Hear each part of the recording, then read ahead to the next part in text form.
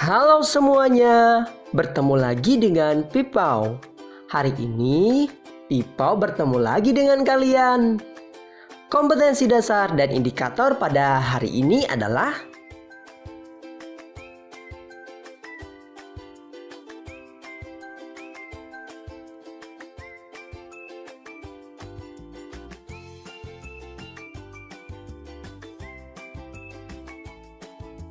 tujuan pembelajaran pada hari ini adalah melalui kegiatan mengamati video pembelajaran dan menggali informasi dan berbagai sumber belajar dengan antusias, rasa ingin tahu, disiplin, dan penuh tanggung jawab. Peserta didik diharapkan dapat mengidentifikasi tentang unsur-unsur pemeranan.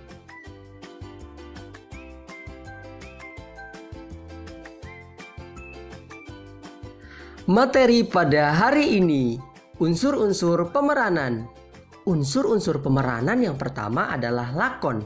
Kedudukan lakon, cerita, atau naskah adalah unsur penting dalam seni teater sebagai nyawa, nafas, atau ruh dalam menjalin hubungan cerita melalui tokoh atau peran yang dibawakan seorang pemeran.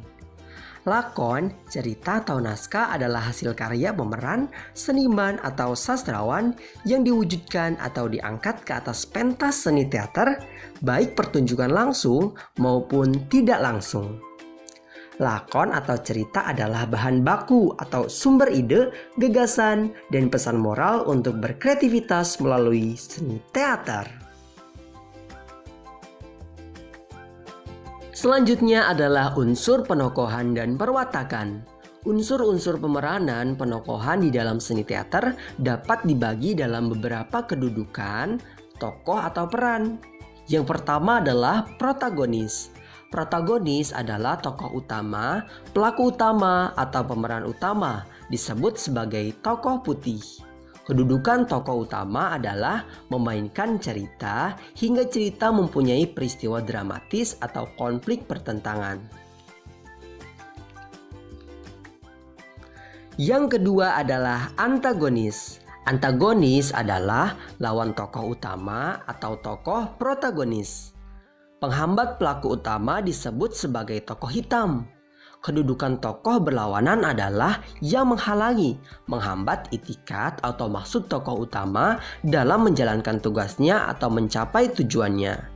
Tokoh antagonis dan protagonis biasanya mempunyai kekuatan yang sama, artinya sebanding menurut kacamata kelogisan cerita di dalam membangun keutuhan cerita.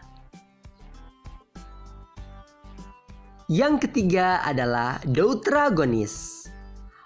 Deuteragonis adalah tokoh yang berpihak kepada tokoh utama. Biasanya tokoh ini membantu tokoh utama dalam menjalankan itikadnya.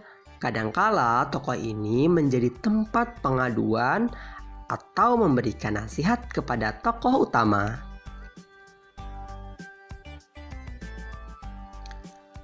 Yang keempat adalah foil. Foil adalah tokoh yang berpihak kepada lawan tokoh utama. Biasanya tokoh ini membantu tokoh antagonis dalam menghambat itikat tokoh utama. Kadangkala tokoh ini menjadi tempat pengaduan atau memberikan nasihat, memperburuk kondisi kepada tokoh antagonis. Yang keenam adalah confident. Confident adalah tokoh yang menjadi tempat pengutaraan tokoh utama atau protagonis untuk membangun kepercayaan diri sang protagonis. Yang ketujuh adalah raisoner.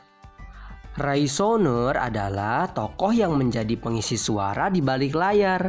Tugasnya menceritakan keseluruhan cerita, lebih tepatnya disebut narator. Yang kedelapan atau yang terakhir adalah utility. Utility adalah tokoh pembantu baik dari kelompok hitam ataupun putih. Tokoh ini dalam dunia perwayangan disebut goro-goro. Kedudukan tokoh utility kadangkala ditempatkan sebagai penghibur, penggembira, atau hanya sebatas pelengkap saja. Artinya, kedatangan tokoh ini tidak terlalu penting. Ada atau tidaknya tokoh ini tak akan mempengaruhi keutuhan lakon secara tematik.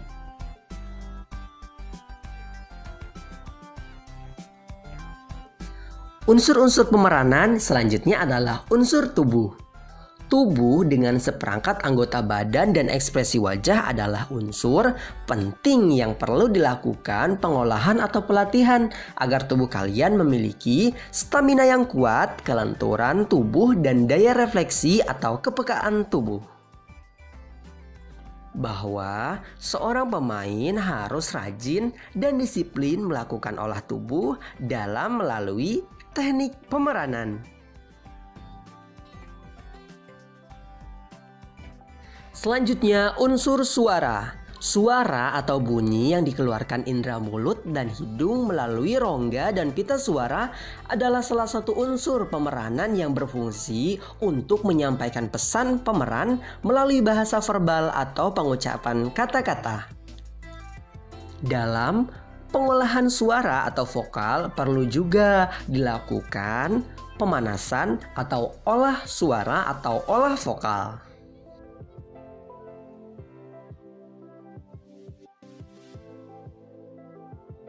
Selanjutnya adalah unsur penghayatan. Penghayatan adalah penjiwaan, mengisi suasana perasaan hati, kedalaman sukma yang digali dan dilakukan seorang pemeran saat membawakan pemeranannya di atas pentas.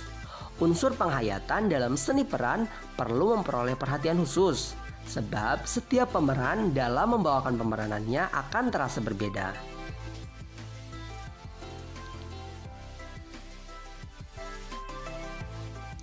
Selanjutnya adalah unsur ruang. Ruang dalam pemeranan adalah unsur yang menunjukkan tentang ruang yang diciptakan pemeran dalam bentuk mengolah posisi tubuh dengan jarak rentang tangan dengan anggota badannya.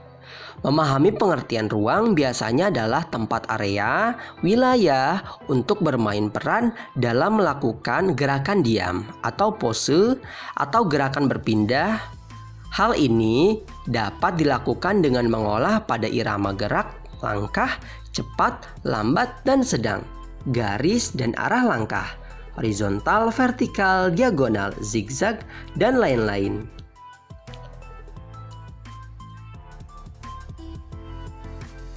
Selanjutnya adalah unsur kostum. Pengertian kostum dalam seni peran adalah semua perlengkapan yang dikenakan, menempel, melekat, mendandani untuk memperindah tubuh pemeran yang wujud lahiriah dalam aksi pemeranan di atas pentas. Tujuannya untuk menguatkan, memperjelas watak dari tokoh pemeranan.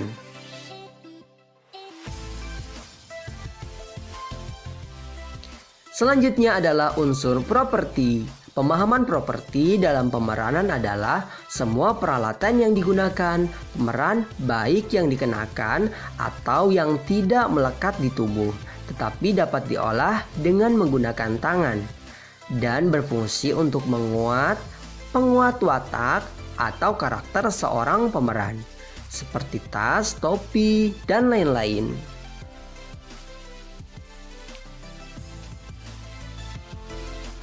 Yang terakhir adalah unsur musikal. Unsur musikal atau unsur pengisi, penguat, pembangun suasana laku pemeranan di atas pentas meliputi irama suara hati atau sukma dalam membangun irama permainan dengan lawan main, irama vokal, suara pengucap, dan irama musik.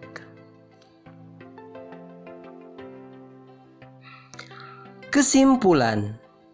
Menjadi seorang aktor harus memperhatikan unsur-unsur pemeranan di dalamnya. Lakon atau cerita menjadi hal terpenting dalam sebuah pemeranan agar dapat menyampaikan cerita dengan baik. Seorang aktor harus melakukan latihan olah rasa, olah tubuh, dan olah suara agar dapat memaksimalkan pertunjukan di atas panggung. Evaluasi pembelajaran. Tugas: buatlah video singkat akting protagonis dan antagonis minimal 2 menit, lalu upload ke halaman YouTube yang kalian punya. Kirim link video ke WA Ibu Khonita Novia Khazanah SPD. Sertakan nama, kelas, dan cerita yang dibawakan dalam judul video. Selamat mengerjakan. Aduh, maaf ya. Iya, nggak apa-apa. Lain kali hati-hati ya. Iya. Kamu mau kemana? Buru-buru sekali. Ada yang mau saya bantu? Saya mau ke ruangan kepala sekolah. Oh, ruangan kepala sekolah. Mau saya antarkan? Boleh.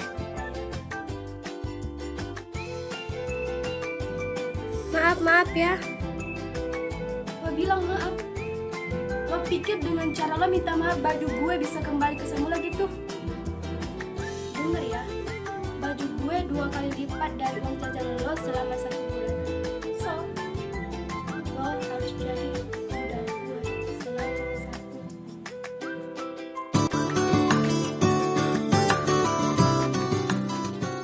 1. Itulah tadi materi pada hari ini. Cukup sekian ya teman-teman. Sampai ketemu lagi di pertemuan selanjutnya. Dadah. Pipau pamit ya.